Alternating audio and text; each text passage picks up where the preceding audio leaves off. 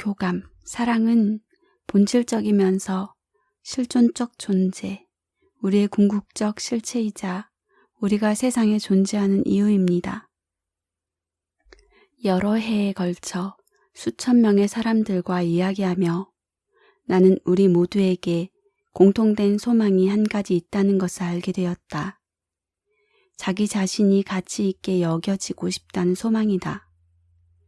소도시 토피카에 사는 주부이든 대도시 필라델피아에 사는 일하는 직장 여성이든 우리는 모든 누군가가 우리를 사랑하고 필요로 하고 이해하고 인정해 주기를 마음속 깊은 곳에서부터 갈망한다. 깊고 아늑한 관계 안에서 생기 있고 인간적인 감정을 느끼며 살고 싶어 한다. 언젠가 오프라 쇼에서 7명의 남자를 인터뷰한 적이 있다. 나이와 배경이 다양한 그들에게 한 가지 공통점이 있다면 바로 아내를 두고 바람을 피웠다는 점이었다.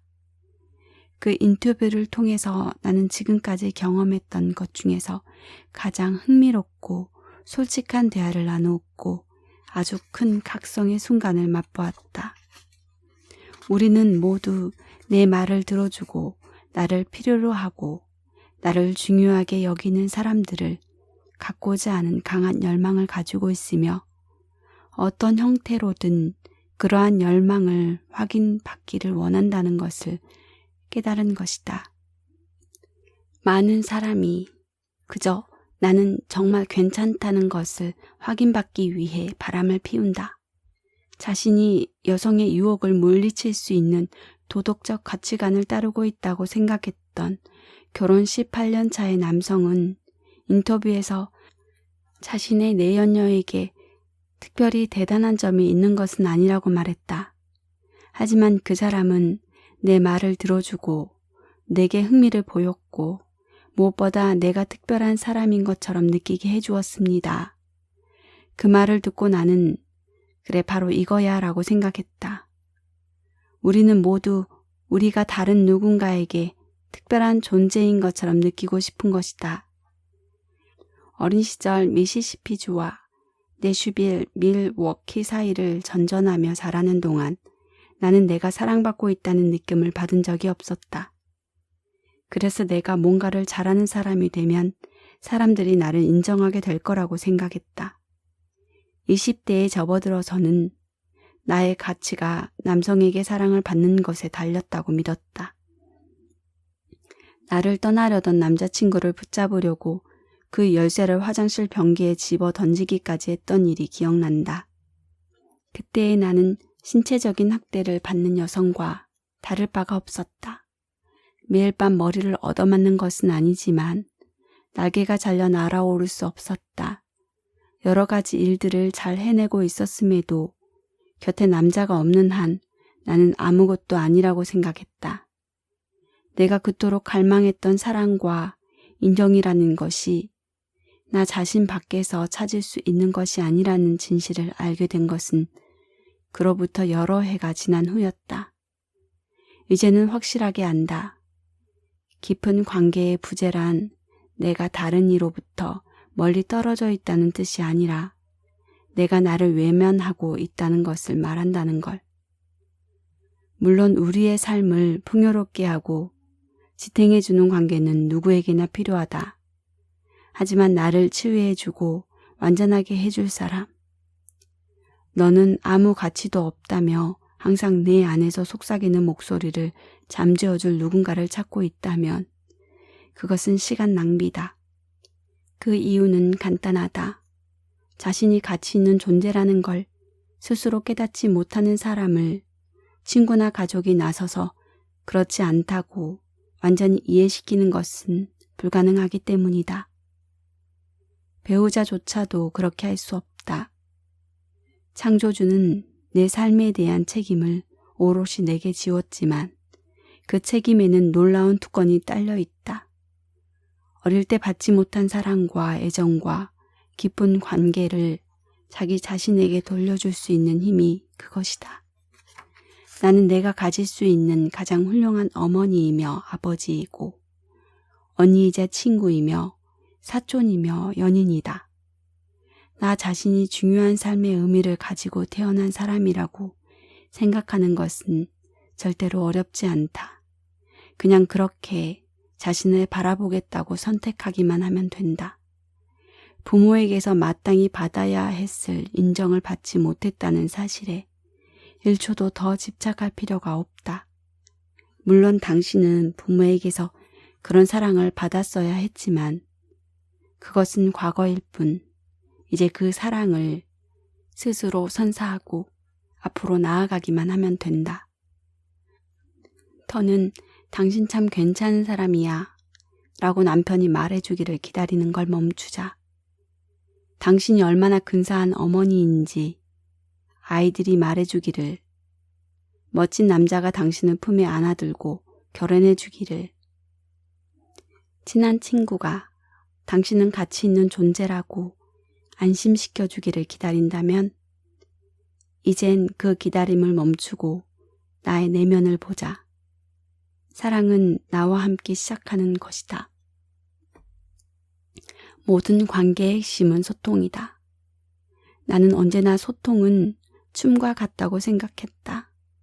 한 사람이 한 발짝 앞으로 내디디면 상대는 한 발짝 뒤로 물러선다. 댄스 플로어에서 한 발짝만 잘못 디뎌도 두 사람이 함께 혼란에 엉켜들 수 있다.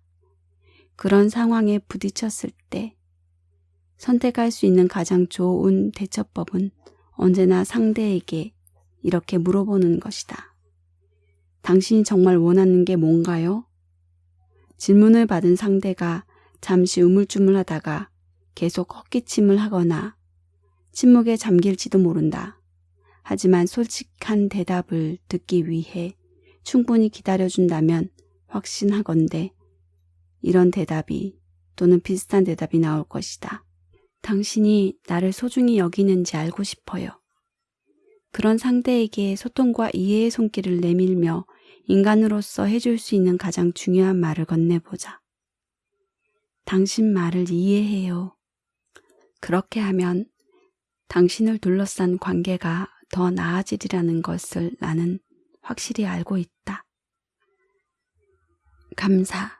여러 해 동안 나는 감사하며 살아가는 것에 힘과 즐거움을 옹호해왔다.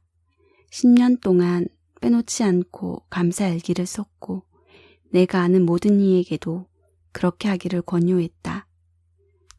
하루를 보내면서 나는 늘 감사해야 할 일을 찾았고 그러면 어김없이 감사할 일이 나타났다. 때때로 우리는 산을 오를 때 힘든 것에만 주목한 나머지 오를 산이 있다는 사실에 감사할 생각을 잊는다. 내 삶은 여전히 미친 듯이 바쁘다. 하지만 이제는 그런 삶 속에서도 스스로를 지탱할 힘을 가진 것에 끊임없이 감사하고 있다. 그리고 다시 일기를 쓰기 시작했다. 감사해야 할 순간을 만날 때마다 나는 메모를 한다. 내가 확실히 아는 것이 있다면 만약 당신이 당신 앞에 나타나는 모든 것을 감사히 여긴다면 당신의 세계가 완전히 변할 거라는 점이다. 가지지 못한 것 대신 내가 이미 가지고 있는 것들에 초점을 맞춘다면 당신은 자신을 위해 더 좋은 에너지를 내뿜고 만들어낼 수 있다.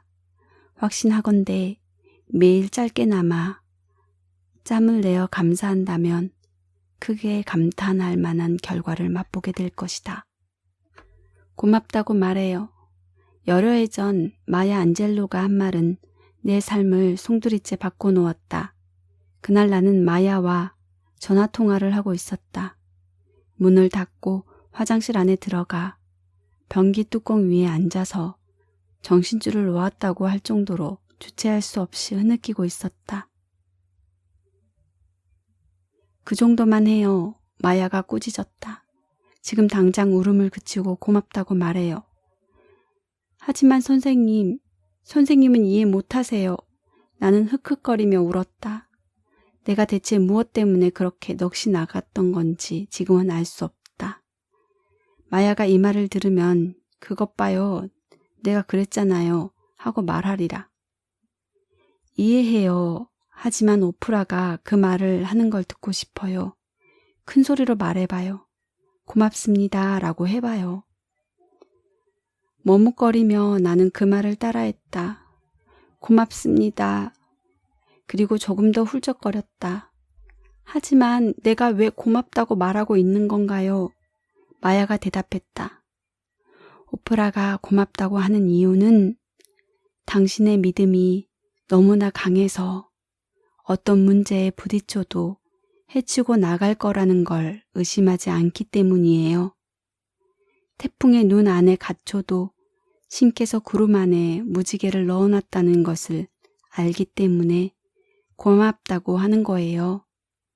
어떤 문제가 생겨도 만물의 창조주에게 필적하지는 못한다는 걸 당신이 알기 때문에 고맙다고 하는 거예요. 자, 다시 말해봐요. 고맙습니다. 그래서 나는 다시 말했다. 그리고 지금도 그렇게 말한다. 항상 감사한 마음을 가지기는 쉽지 않다. 하지만 당신이 가장 덜 감사할 때가 바로 감사함이 가져다 줄 선물을 가장 필요로 할 때다. 감사하게 되면 내가 처한 상황을 객관적으로 멀리서 바라보게 된다. 그뿐만 아니라 어떤 상황이라도 바꿀 수 있다. 감사한 마음을 가지면 당신의 주파수가 변하고 부정적 에너지가 긍정적 에너지로 바뀐다. 감사하는 것이야말로 당신의 일상을 바꿀 수 있는 가장 빠르고 쉬우며 강력한 방법이라고 나는 확신한다. 우리의 자아는 나를 타인과 분리된 존재라고 생각한다. 우리가 감사함을 느끼기 위해서는 그러한 자아가 뒤로 물러서야 한다. 그러면 그 빈자리에 한층 깊어진 연민과 이해심이 들어서게 되고 우리는 답답한 상황에서도 감사하기를 선택하게 된다. 그리고 감사의 마음을 느끼면 느낄수록 감사해야 할 일이 더 많아진다.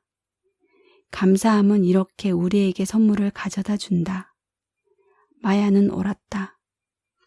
지금 어떤 일을 겪고 있든 당신은 어떻게든 헤쳐나갈 것이고 힘든 순간은 지나갈 것이다. 그러니 지금 고맙습니다 라고 말하자. 무지개가 뜰 거라는 걸 당신은 알고 있으니까. 나는 우리 인생에서 일어나는 모든 일에는 의미가 있으며 모든 경험에는 우리를 위한 메시지가 있다고 믿는다. 우리가 귀를 열고 그것들을 들으려고만 한다면 말이다. 나는 감사함의 공간에 살며 그로 인해 적어도 100만 번은 보답을 받았다. 소소한 것에 감사하는 마음을 가지기 시작했고 더 많이 감사할수록 내가 받은 은혜 또한 풍부해졌다. 우리가 관심을 보내면 그 관심의 대상은 더 크고 넓어지기 때문이다. 당신이 삶에서 좋은 것들에 주의를 기울이면 더 많은 좋은 것들이 생겨난다. 나는 확신한다. 받는 것보다 주는 것이 더 행복하다라는 말을 한 번쯤 들어보았을 것이다. 그에 덧붙여 내가 한 가지 더 확실하게 아는 게 있다면 주는 것은 아주 재미있기까지 하다는 것이다. 내가 잘 주고 상대가 기쁘게 받아준 선물처럼 나를 행복하게 만드는 것은 없다. 내가 이제껏 선사한 선물은 모두 그랬다. 선물을 받은 사람이 느낀 행복만큼 또는 그 이상으로 더 큰 행복을 내게 가져다 주었다. 과장이 아닌 솔직한 말이다. 기분이 내킬 때마다 나는 선물을 준비한다. 한 해 내내 그런 식이다. 상대가 예상하지 못하는 순간에 손편지를 써서 짠 하고 보내기도 하고 내가 방금 찾아낸 근사한 새 로션을 보내기도 한다. 시집에 예쁜 리본을 달아 건넬 때도 있다. 어떤 선물이라도 상관없다. 중요한 것은 그 선물에 내 마음이 얼마나 깃들어 있는가 하는 것이다. 서로 선물이 수명을 다해서 사라진다 해도 내 마음에 남아있도록 언젠가 내 친구 주누비에브가 우리 집 현관 앞에 선물을 놓고 간 적이 있다. 집 뒤뜰에서 갓단 샛노란 레몬을 가지고 와 잎사귀째로 하얀 그릇에 담아 초록색 리본을 묶고 굿모닝이라는 쪽지를 남겨두었다. 그 모양새나 선물을 전하는 방식의 단아함이 너무나 아름다워서 레몬이 말라서 쪼그라든 후에도 나는 그 그릇이 놓였던 자리를 지날 때마다 친구의 마음을 느낄 수 있었다. 나는 그 굿모닝을 기억하기 위해 레몬을 담은 그릇을 스스로 준비해서 주위에 놓아둔다. 오프라쇼에서 언젠가 방청객들에게 자동차 선물을 준 일에 대해 아마 다들 들어보았을 것이다. 폰타약 G6 모델의 자동차였다. 내가 TV에서 활동하면서 그때처럼 재미있었던 경험은 아마 없던 것 같다. 하지만 그 선물 대잔치를 계획하기 전 나는 홀로 어두운 옷방 속에 앉아 명상했다. 눈을 감고 곧 시작될 깜짝 쇼에 대한 생각에 초조해하지 않고 현재의 순간에 머무르려고 애썼다. 새 자동차가 정말 필요한 사람들로 방청객을 채우는 것이 내게는 중요했다. 그렇게 해야 그 흥분의 도가니에 진실한 의미가 깃들 테니까. 나는 내가 계획한 일이 나눔의 본질에 대해 다시 생각하게 하는 계기가 되기를 바랐다. 그래서 어두운 옷방 안 신발과 핸드백 사이에 앉아서 꼭 그렇게 되게끔 해주십사 하고 기도했다. 그리고 나서 스튜디오로 내려갔고 나의 기도는 응답을 받았다. 나는 내가 누군가로부터 받은 대로 다른 사람에게 주었다. 나눔을 이어간다는 것. 그것이 우리가 여기에 있는 이유라고 나는 확신한다. 나이 든다는 것은 축복이다. 적어도 나는 그렇게 믿는다. 우리는 나이가 들 수 있는 행운을 얻은 사람이며 활력에 차서 생생하게 그리고 우아하게 나이 드는 사람들로부터 실로 수많은 지혜를 구할 수 있다. 확실히 우리는 젊음에 집착하는 문화를 가진 시대에 살고 있다. 젊지 않고 빛나지 않고 핫하지 않으면 존재 가치가 없다고 거듭해서 쇠뇌당하고 있다. 하지만은 현실을 왜곡하는 그런 관점을 받아들이기를 거부한다. 또한 결코 내 나이를 속이거나 부정하지 않을 것이다. 그런 행동이 우리 사회를 좀먹고 있는 병리 현상에 이바지 않은 셈이 되어버리기 때문이다. 자기 자신과 다른 존재가 되고 싶어하는 병말이다. 내가 누구이며 어떠한 사람인지를 인정해야만 삶의 충만함 속에 깃들 수 있다고 나는 확신한다. 젊은 시절의 나로 머물 수 있다는 환상에 빠지는 사람들은 가엾은 존재들이다. 나 자신을 부정하면서 내가 가장 좋은 삶으로 향하는 길을 걸을 수는 없다. 그 길은 내가 살아가는 모든 순간을 인지하고 지금 머무르고 있는 이곳, 이 순간이 바로 내 것임을 주장함으로써만 걸을 수 있는 길이기 때문이다. 당신은 10년 전과 같은 여성이 아니다. 운이 좋다면 작년의 당신과도 다를 것이다. 나이가 든다는 것의 핵심은 변화다. 우리가 그렇게 하기만 한다면 살아가는 동안 우리는 미처 모르고 있던 자신에 관한 새로운 것들을 계속 배울 수 있다. 정말로 기뻐할 만한 일이다. 나이가 든다는 것을 찬양하자. 나이 듦을 숭배하자. 내게 복되게 다가올 한 해 한 해의 나이에 나는 감사할 따름이다. 날씨는 상관없다. 비가 오든 안개가 짙든 구름이 끼었든 화창한 날이든 새로운 날을 처음 만나기 위해 매일 아침 커튼을 열어젖힐 때마다 나의 마음은 감사함으로 부푼다. 한 번 더 오늘을 살 기회를 얻은 것이 참으로 고맙다. 좋은 시절과 나쁜 시절을 다 맛보면서 내가 확실히 알게 된 것이 있다면 우리에게 주어진 이 삶이 선물이라는 사실이다. 그리고 우리를 웃고 울리며 슬프게 하고 소망하게 하는 것들, 즉 자신에게 정말 중요한 의미를 지닌 것들에 대해서라면 사는 이곳이나 외모나 직업에 상관없이 사람들은 모두 같은 마음에 공간을 가지고 있다고 나는 믿는다. 그저 그 공간에 채우는 것들이 각기 다를 뿐이다. 나는 내가 가장 좋아하는 15가지 것들로 내 마음의 공간을 채운다. 1. 정원에 채소 심기. 2. 일요일 아침에 스탠드먼을 위한 블루베리 레몬 핫케이크 굽기. 그는 언제나 어김없이 7살 소년처럼 기뻐한다. 3. 개들의 목줄을 풀고 앞들에서 신나게 함께 뛰어놀기. 4. 비오는 날 대기에 어린 서늘함, 벽난로에서 활활 타오르는 장작불. 5. 정원에서 채소 수확하기. 6. 훌륭한 한 권의 책. 7. 이 세상에서 내가 가장 좋아하는 곳, 우리 집 참나무 그늘 아래에서 책 읽기. 8. 정원에서 딴 채소로 요리하기. 9. 내 몸이 스스로 깨어날 때까지 실컷 자기. 10. 진짜 트위터, 즉 새들이 지저귀는 소리에 깨어나기. 11. 숨을 몰아쉬어야 할 정도의 강한 강도로 운동하기.